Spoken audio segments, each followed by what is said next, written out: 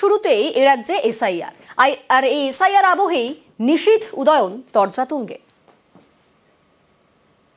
জেলার ক্ষেত্রে কমপক্ষে ৩ লক্ষ এই ধরনের অবৈধ ভোটার রয়েছে, যাদের নাম তালিকায় রয়েছে অথচ যারা এখানে বসবাস করেন না।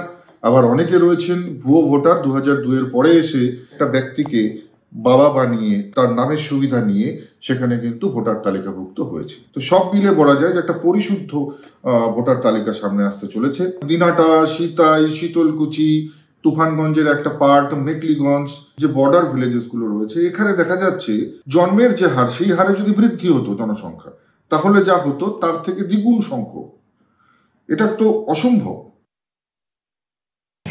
এসআইআর এর মধ্যে দিয়ে যদি অভারতীয় কারো নাম বাদ যায় ভোটার তালিকার থেকে, তাহলে সবার আগে নিশীথ প্রামাণিকের নামটা বাদ দিতে হবে। প্রমাণ করতে হবে না যে ভারতীয়।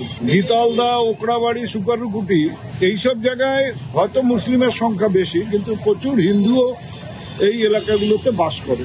ওকে এই অধিকার কে দিল যে এদেরকে এইভাবে অসম্মান করা? সবার আগে ওর নামটা বাদ দিক, দিয়ে তারপরে যেন ৩ লক্ষ লোকের নামের কথা বলে।